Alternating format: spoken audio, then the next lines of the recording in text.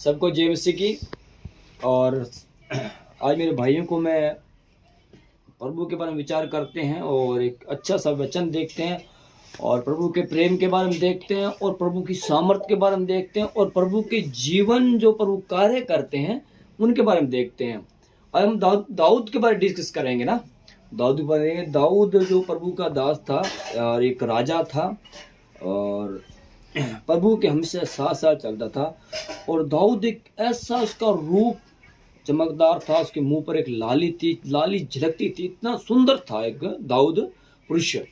और परमेश्वर उससे बहुत प्रेम करता। और दाऊद के जन्म होने से पहले बचपन से ही प्रभु पिता परमेश्वर ने, यहोवा ने दाऊद को चुन लिया था।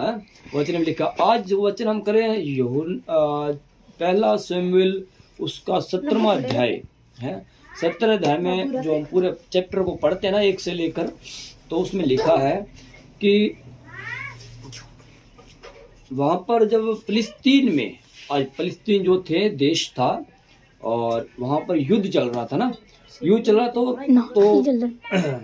और जो दाऊद का जो पिता का नाम था, दाऊद के पिता का नाम यस था। तो यस ने कहा दाऊद से कि तुम जाओ अपने भाइयों के लिए कुछ भोजन वस्तु लेकर जाओ। तो जैसे दाऊद चला अपने पिता की आज्ञा मानकर, और दाऊद एक बात देखा जाए तो दाऊद हमेशा अपने पिता का और परमेश्वर का आज्ञाकारता पुत्र रहा, बहुत आज्ञाकारी पुत्र था ना। तो वो से चला तो अपने भाइयों के पास, और वहाँ जो फिलिस्तीन में युद्ध हो रहा था तो 40 दिन तक युद्ध चलता रहा। कितने दिन तक? 40 दिन तक युद्ध चलता रहा। और जब वो गोलियत और इजराइल सेना को ललकारता तो सेना डर जाती, कांप जाती, और सेना का हिवाब नहीं होता कि गोलियत के सामने। और उस गोलियत पर एक इनाम भी रखा हुआ था, जो से मारेगा, जो से लड़ेगा, जो से हराएगा। तो शाऊल राजा जो था इजराइल लोगों का, इजराइल जो प्रजा थी उनमें पहला राजा शाऊल था। शाऊल और शाऊल के बाद दाऊद आया था। तो उसी वक्त क्या गोलियत मतलब वो इजराइलियों को डांटता था, ललकारता था और कहता था कि जो उस पर इनाम, जो मैंने बताया था भी कि उस पर इनाम रखा हुआ था कि जो से हराएगा वो राजा की बेटी से विवाह करेगा है, और वो राजा से आजाद हो जाए, राजा उसे आजाद कर देगा, उसे पूरे परिवार को, अगर कोई बंदी है या कोई भी है तो उसे राजा आजाद कर देगा, स्वतंत्रता कर देगा। तो उसी वक्त दाऊद वहां पहुंचता है और दाऊद जब उस गोलियत को देखता है ललकारता हुआ, तो दाऊद को बड़ा चंबा होता है भाई, वो इजराइल प्रजा को ललकार रहा है और सेना सब दुबकी हुई, डरी हुई पड़ी है। और अब देखो, एक पुरुष गोलियत जो 9 फुट लंबा था, एक पुरुष गोलियत जो 9 फुट लंबा था, उसके सामने पूरी सेना दुबकी हुई, डरी हुई थी एक पुरुष के सामने। ठीक है, चाहे उस फिलिस्ती जो की तरफ से वो गोली रहा था, वो कोई दुष्ट था और हम उसे राक्षस भी कह सकते हैं उस जमाने के लोग उसे। और वो 9 फुट लंबा है, उसकी तलवार, भाले भी उसकी काफ़ी, मतलब वस्त्र उसने पूरे वजनदार थे। तो क्या हुआ, वो जब भी आता 40 दिन तक इजराइलियों को वो डराता रहा। जब दाऊद ने सुना तो दाऊद ने कहा, मैं यहोवा परमेश्वर की ओर से आता हूँ। तो उसने चिकने चिकने 4 पत्थर लिए, उठाए, अपनी झोली में डाले और चल पड़ा। और गोलियत ने देखते हंसा और कहा, तू क्या मैं कुत्ता हूँ जो तू मुझे एक लाठी लेकर मारने के लिए आया है?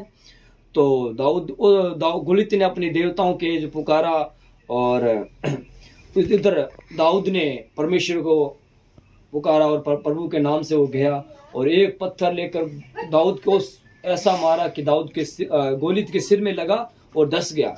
दाऊद के सिर में नहीं, गोलियत के सिर में लगा और धस गया पत्थर, और वही वो गिर गया। जैसे गोलियत गिरा तो दाऊद बाहर का उस दाऊद की गोलियत की तलवार लेकर उसी का सर धड़ से अलग कर दिया और राजा के सामने पेश किया। और हम इस बात में क्या देखते हैं कि सेना पूरी वहां है, डरी हुई है, पहला नंबर। और एक पुरुष दाऊद जो यस का बेटा था, उसने गोलियत को, जो 9 फुट था, एक बालक था दाऊद, और 9 फुट से टक्कर लेता है। अब यहाँ परमेश्वर का कार्य क्या है देखिए। तो परमेश्वर चाहता तो सेना से भी वो गोलियत को मार सकता था, ठीक है।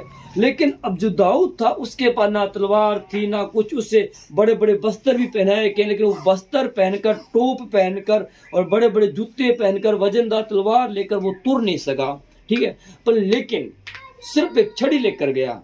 ये परमेश्वर की महिमा को दिखा रहा है। परमेश्वर जिसे चाहे अपने कार्य के लिए यूज कर सकता है, इस्तेमाल कर सकता है। उसने सेना को नहीं, दाऊद से एक बड़े गोलियत को हरा दिया, फिलिस्तीनी को हरा दिया, एक पुरुष से। तो आज हम भी उसी तरह, और 40 दिन तक वो सेना डरी रही। तो हम कब क्या कहते हैं, और प्रभु वो इंतजार करता रहा दाऊद का, कब वो आए ना। तो प्रभु ने क्या किया, दाऊद, जिस तरह दाऊद के द्वारा गोलियत को मारा, उसी तरह हमें भी, जो हम प्रभु यीशु मसीह में चलते हैं, विश्वास करते हैं, ठीक है, तो हमें भी प्रभु देखता है, और हम भी इस दुष्ट आत्माओं से, अंधकार की शक्तियों से लड़ सकते हैं। पर किसके नाम से? प्रभु सेनाओं के यहोवा के नाम से। अगर हमें पाप पर फतेह पानी है तो परमेश्वर के नाम से आना चाहिए था। अगर हमें शैतान पर युद्ध हासिल करना है, आत्मिक युद्ध जीतना है दुष्टों से, अंधकार की शक्तियों से, तो किसके नाम से आना चाहिए? प्रभु सेनाओं के नाम से। और एक बात और, अगर इस जगत में देखा जाए तो जैसे वो लोग इजरायली सेना थे, उनसे वो गोलियत को प्रभु ने नहीं मारा। दाऊद के द्वारा गोलियत को प्रभु ने मरवाया, सेना के द्वारा, इजराइल सेना के द्वारा गोलियत को नहीं मारा, दाऊद के द्वारा गोलियत को मारा। और आज इस संसार में बहुत से तत्वदर्शी आए हैं, बहुत से नबी आए हैं, मूसा भी आया, दाऊद भी आया, सुलेमान भी आया, लेकिन पाप पर फतेह किसने पाई? मृत्यु पर किसने फतेह पाई? अंधकार को किसने हराया? और मनुष्य के लिए किसने प्राण दिए? तो इसीलिए हम देखें, सेना से गोलियत को नहीं मारा, दाऊद से गोलियत को मारा, और मसीह यीशु के द्वारा पिता परमेश्वर यहोवा ने शैतान को हरवाया। तो हर एक मनुष्य को हमें पूरी चेतना के साथ, उस विचार के साथ सोचना चाहिए था कि मसीह यीशु यूं ही नहीं क्रूस पर मारा। कई लोग, बहुत से भाई कहते हैं कि प्रभु यीशु मसीह अगर उसमें सामर्थ होती, या बल होता, या शक्ति होती, या परमेश्वर का पुत्र होता, या स्वयं परमेश्वर होता, तो क्रूस पर से उतर आता, वो मार नहीं खाता, तो वो बच जाता, अपने आप को बचा सकता था। तो मसीह यीशु जब 4 दिन मुर्दों को जिंदा कर सकता है, अंधे को, जन्म के अंधे को आंखें दे सकता है, और अपनी मृत्यु की भविष्यवाणी वो कर रहा है स्वयं भी। मेरा पवित्र शास्त्र बाइबल के अनुसार, वचन के अनुसार, मेरा मरना तय है, जब तक मैं नहीं मरूंगा तब तक तुम्हें जीवन नहीं मिलेगा, तुम्हें पापों से छुटकारा नहीं मिलेगा। तो मसीह यीशु ने भविष्यवाणी के अंदर अपने मरने की भविष्यवाणी की। क्या कोई ऐसा व्यक्ति है जिसने अपनी मरने की भविष्यवाणी की हो? नहीं ना, मसीह यीशु ने की है। तो जिस तरह दाऊद के द्वारा इजराइलियों को जितवाया है, फिलिस्ती को हरवा दिया और इजराइल को जितवाया, ठीक, और उसी तरह मसीह यीशु के द्वारा हमें पाप से विजय दिलाई, उस अंधकार के पुत्र को मारकर, ठीक है।